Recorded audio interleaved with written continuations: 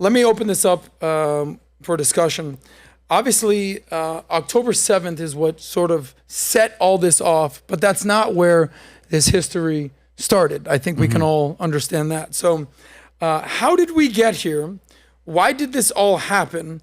And give us sort of your perception of the historical situation and how we got to October 7th. Let's start with Elika, because our time is limited. How did we get here prior to October 7th, and why do you think October 7th happened? Okay, that's such a loaded question that I don't even know how to answer that in a few minutes. Do your best. There's obviously been a history of tension on the land, a history of conflict on the land, particularly between Jews and Arabs. And there's a long history of a very diverse demography on this land. We know that in the beginning, the Israelites were there kind of as an extension of the Canaanites, and then you had the 7th century Arab Muslim conquest, which brought the Muslim Arab population there, and then there's just a whole series of conquests. You get to the end of the Ottoman Empire, and at this time you have a very diverse population. But when the Ottoman Empire collapses, this is when the state forming process began, not just in mandatory Palestine, but across, there was the French mandate for Syria and Lebanon. You had Iraq, Kuwait, Saudi Arabia, UAE, all of these states forming. Now, at that time, it would have been a great time to set up a state for both Jews and Arabs in this land. I think the history of the land is marked by this rejectionism from the Arab perspective that Jews simply shouldn't be on the land. Now, I want to make this point. Because this is a point that is always lost. Sometimes people will say, well, they shouldn't have had to partition this land. This should have been entirely Arab land. I don't agree with that, and I don't think it's fair, accurate, or even ethical to make such an argument. But I do want to point this thing out, and I want to put this to the other panelists to see how they would respond to this. If people don't believe that this history is marked by anti-Semitism, which we know was happening everywhere in the world, we know it was happening. 950,000 Jews were kicked out of the Middle East. The Jews were being kicked out of and exterminated in Europe. We can't imagine that this piece of land was somehow immune to this anti-Semitism. And we know the Grand Mufti was collaborating with the Nazis. If you don't believe that anti-Semitism was at the core of this history of rejectionism, then let me ask this question. Why is it that in 1939, the white papers were presented to the Arab leaders at the time, which offered to not partition the land at all? It offered one Arab state with 75,000 Jews, and with a promise that the Arabs would allow increased Jewish immigration solely at the discretion of the Arabs. They said, no, we don't want the Jews. That's why we are where we are today. Why should they say yes? Why shouldn't they have Jews on the land that's their ancestral homeland? Why should Jews not be on their ancestral homeland? So that's the argument right there. So what's your question, Sal? I don't have a question, but you're saying why should the Arabs say yes? Why? But who are the Arabs to say no? Who are the Arabs to say no? It doesn't belong to the Arabs. It doesn't belong to the Jews. And it's within Levant. Based on what are you making the assumption that we should have just said based yes? Based on what are you saying that this land belongs to Arabs? Okay, it depends on how far back in time you go. Like, are you going back 1,000 years, 3,000 years? Because the land has belonged to Christians, it's belonged to Arabs, it's belonged to Jews. Okay, so who did it belong to before they all coexisted before the Ottoman Empire? Before the British Right, and that was Turkish rule. Correct. That was Turkish rule. So it didn't belong to the Arabs, did it? Yes, it didn't belong to the Arabs. For 400 years, it was under Turkish rule. Okay, so I would like to start by validating, by doing it piece by piece. So you mentioned a little bit about kind of the history is really connected to the anti-Semitism. It reminds me of a quote that Herzl said. He said, anti-Semitic countries will be our biggest allies, for we have the shared common view of removing the Yid from Europe. So I agree with you that the origins of creating the state of Israel come from anti-Semitic roots. The countries that Israel allies with, the US, Germany, Spain, have vivid anti-Semitic roots. It's ironic because the countries that are against Israel are the only countries that had Jewish roots, or Jews, well, I'll change that. I mean, Jews lived in and thrived in and didn't face the same pogroms that they did in Europe. Like which say countries? Sorry. thrived? Iraq, Because Syria, you know Jordan. that, you know the Jews were dhimmis where are in the the Middle Jews? East. Where are the Jews in those countries today? They were all driven Well, out. after the Arab-Israeli war and after, something like the Mossad bombs in Iraqi synagogues in 1950, 1951, that scares the Jewish population. That expedites the movement of Jews to Israel. But going back, They were So you're being kicked out rejecting the of Farhud. You're before rejecting that Jews fact. weren't driven out And of just to- Arab just lands. to, No, I'm not just to rejecting make Hold on, a guys. No, Go I'm ahead. not- I'm not- Elika, go ahead, and then I'll come to I Gabe. have Go an ahead. answer also when you're ready. Elika, go ahead. Sorry, I just wanted to make a correction that Jews were not thriving in the Middle East. In fact, the dhimmi was Maimonides. created after I actually the disagree dhimmi, with you because they were which was all a document Hold that on, guys, relegated. We're going to go one by one. I'll Sorry, call let's on do you it one guys. by Just one, raise one your by hand one. because if everyone's Put me in speaking. Elika, finish your point, then I'm going to come to Rafi. Go ahead. Okay. So the Jews were not thriving in the Middle East. From the inception of Islam, the Prophet Muhammad drove out 4 Jewish tribes from Mecca, and the second caliph after that created the dhimmi, which was the document that said that Jews were second-class citizens. It also had an at-will provision that it could be torn up at any time and Jews could be kicked out and exterminated from everywhere. That lasted for the entirety of the caliphate. So where are you saying that they you thrived? do realize the first Okay, so wife of the Manal, go Prophet ahead. I is actually have a Jewish. question for you. Do you have the evidence of what you are claiming? Because No, none that's of what you said is because actually that's factual. ridiculously It's outrageous in my everywhere. opinion. This is Oh, so your point is what? Documented literally My everywhere. point is Hold that on, Elika. everything she's saying is incorrect. Like, What, that's not Yeah, even- but don't say everything. Say the exact. most Say, of a lot of things. Like, Give me the point nothing by about point. the Prophet. Did he say that Israelis are second-hand citizens or? Israelis, no. Jews, yes. There was a Actually, but- document called the dhimmi. I'll Do you know what explain the that. dhimmi I'll is? Jews explain were that. coexisting in Palestine just fine before 1948. Correct. Yishuv, old Yishuv. I mean, there's so many examples let of him go and massacres then- like in 1929 That's such an that outlandish- predated I mean, we're just 1948. forgetting that when There they was came on the massacres ship, on both sides the now. only country, but let me You just can't keep give me a moving the moment. goalposts, though. You The said the only Jews were country living that actually peacefully there. It's accepted not them true. after Well, let the everybody Holocaust finish. happened on a ship was Palestine, and it welcomed them with open arms after the entire world rejected them. So based on what are you making those As allegations? soon as they arrived, there was pogroms from the 1920s. They were given papers, up until though. the 1950s. Manal, let me just ask you: are you saying that, just so I understand what you're saying, that when after the Holocaust, 1945, 1948, before the Israel became a state, that when Jews showed up, that they were welcomed with open arms by the Arab? Correct. They were actually on a ship with an actual banner that said they stole our dreams and we Don't want steal our basically dreams. yeah. Okay. And you agree that when the Jews showed up in 1945 after Well, this long the it was- Holocaust, that they were sort of greeted as friends? It depends by on the how you Arab? put it, right? But listen, during the Spanish Inquisition. No, the but only don't go people- to Spanish Inquisition. Go to 1945. In That's what 19 we're talking about. Well, it was before, right? There were Jews that were present before, and there was a lot of immigration, Jewish immigration before. Right. Started even in the Sir Edmund Rothschild opened the Jewish National Fund, started sending the first Aliyah at 1890s, I believe. They were coming from Russia. So because Sultan Abdulhamid, the Ottoman Emperor, refused the mass immigration of Jews when Herzl went and visited him. So what the Jewish National Fund did is started funding settlers under the radar to go and establish agricultural businesses and open business. They even opened the Anglo-Palestinian Bank to open businesses as loans. So it's hard to say because there was already immigration happening before that impetus. But you are right in saying that there is a spike of immigration for sure that happened after the outrageous, evil of the Holocaust. But I think going back to, what she was saying, the idea that this is all a history of anti-Semitism. Wait, before you continue, I actually have a question. Don't cut him off. Let him keep going. I'll echo the perspectives of Rabbi Jacob de Israel, who was assassinated by the Haganah because he was trying to make a deal with King Hussein, and I'll explain who that is later, because he realized that the movement of Zionism is coming from a secular Torah conflicting movement. I can go into why it's Torah conflicting later, but the idea that that this entire movement is anti-Semitic, or it came because of the rising anti-Semitism, is majorly, I would say, a European perspective of Jewish history. Mizrahi Jews were thriving. There's about 800,000 Arab Jews or Mizrahi Jews or Middle Eastern Jews. Maimonides, great Jewish scholar. Saad Gawara, great Jewish scholar. Wow, in terms of the relationship That's between. not how they tell their history, though. They don't say that. They don't Maimonides say that. They talks about said they were anti-Semitism. largely That's so much to ostracized, do. largely discriminated against, relegated to second-class citizens. That's their story. So how can you say that they're lying? No. Okay, Rafi, go ahead.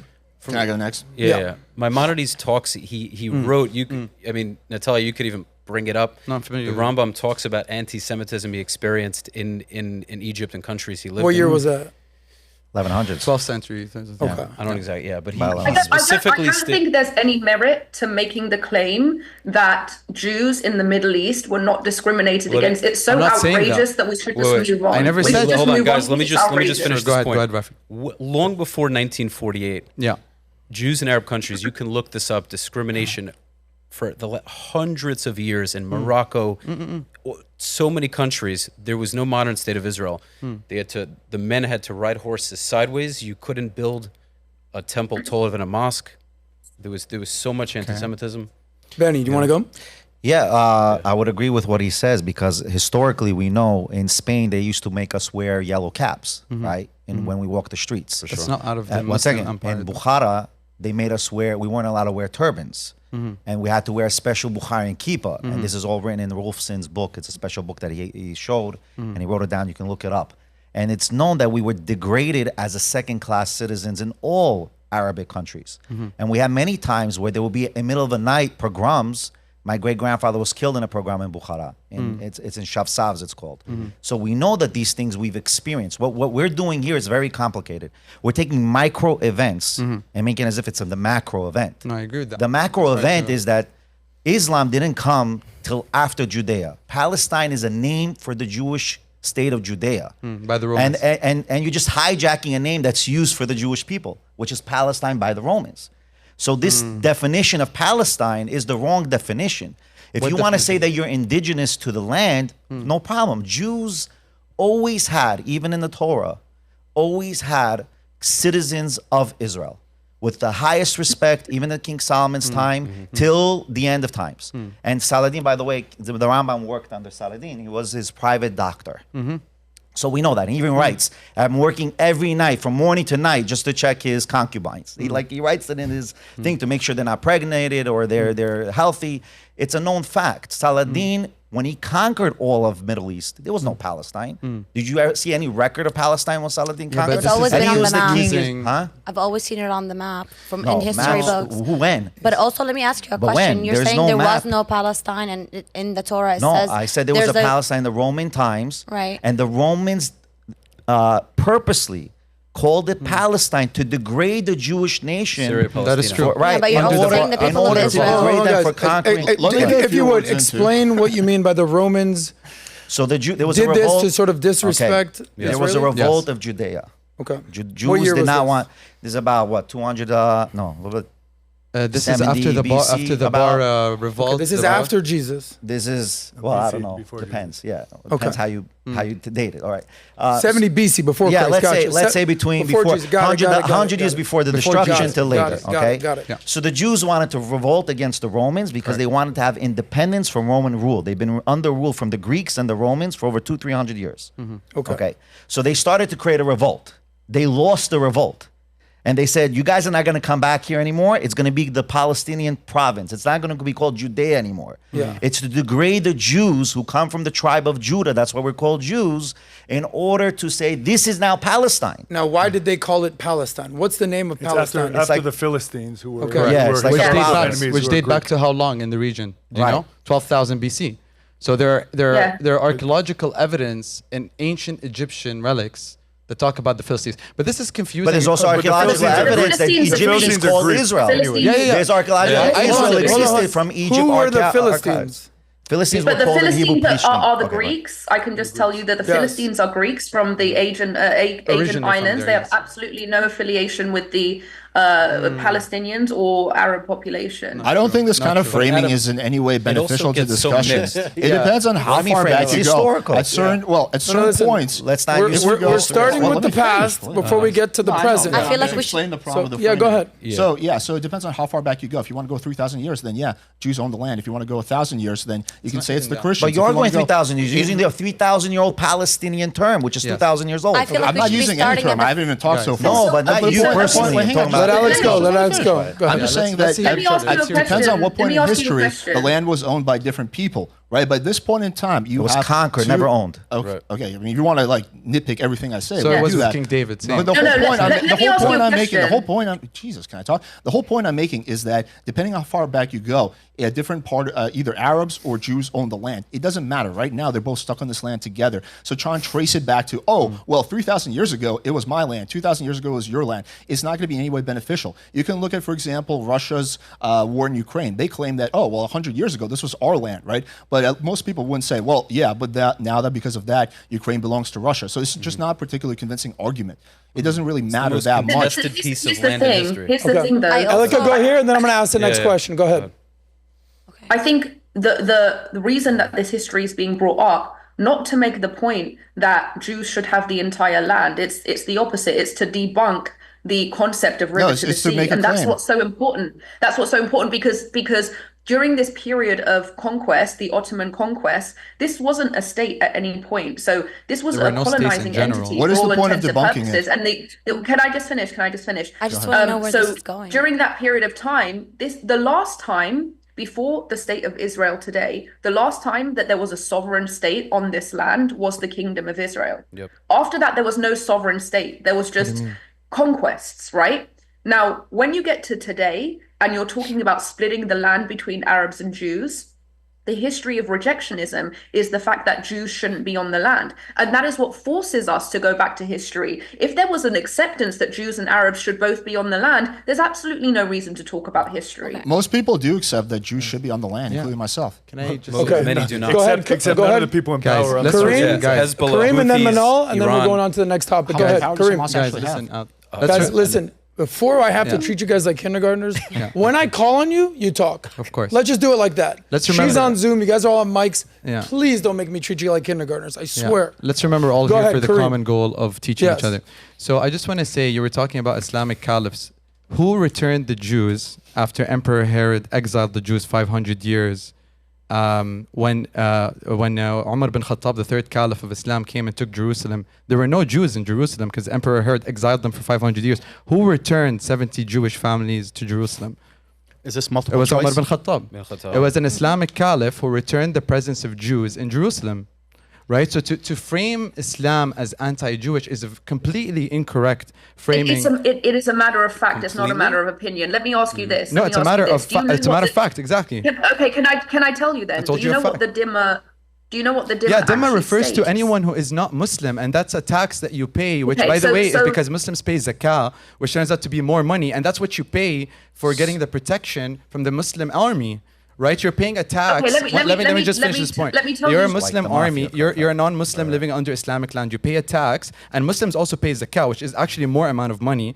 And the non-Muslim is getting the benefits of free education, free healthcare, and the protection of the Islamic army. That's not something that is degrading. I'm not saying, but listen, I'm not saying, amounts of I'm not saying whitewashing. there was Wow. never anti-Semitism ever. I'm Come not on, saying come- that. please I'm not don't saying that. whitewash But I'm it. saying scripturally. Let's I'm saying script. That's let's all I talk want. I just about want to make what that the last dhimma line. It says we're the is. descendants of apes and pigs, though. No, it does not say that in the Quran. That's not Let's true. talk That's a about what hadith. the That is dhimma very Listen here. fabricated. Let her respond, It doesn't and say that then in the Manal's Quran. going to Actually, it go. doesn't Okay. say that. Hadith, it says it. So It the doesn't dhimma, the dhimma is actually a document that says that the non-Muslim people who came before Islam are protected, right? They're protected because they're people of the book. However, they are subservient beneath the Muslim people. Okay, they are second-class citizens. Now, How can you marry them under if the they're dhimma? second-class Wait, citizens, though? I'm not finished. I'm not finished. Under the dhimma, not just Jewish people, others as well, Zoroastrians, yes, they had to pay the tax. They couldn't own their own properties. They couldn't ride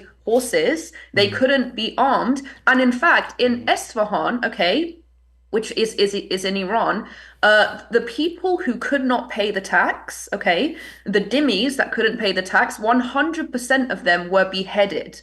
Okay, so let's not pretend that living as a second-class citizen under the dhimma was in any way non-discriminatory. And I just really want to move on from this point of erasing anti-Semitism from the history of the Middle East, because it's so well documented that it's just not a good thing to argue. We're going to move on to the next topic, It's just but not this is why I scripturally started. Islamic. That's what I'm saying. Thank you, guys. This is why I started with this.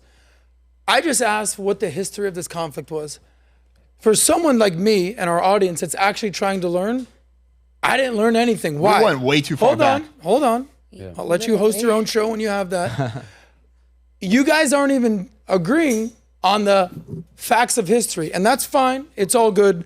But my whole premise is, how are we going to move on if we can't even establish basic facts, historical facts? And that's cool. I'm not going to spend the rest of our hour or two arguing about what happened in the past. I want to talk about today and the future. But that was just a small glimpse of we can't even agree on what happened in history. But let's look on the bright side. Let's see where we can go from here. Whoa, whoa, whoa. If you like that one, click right here to watch the full SOSCAST. And don't forget to subscribe to the channel.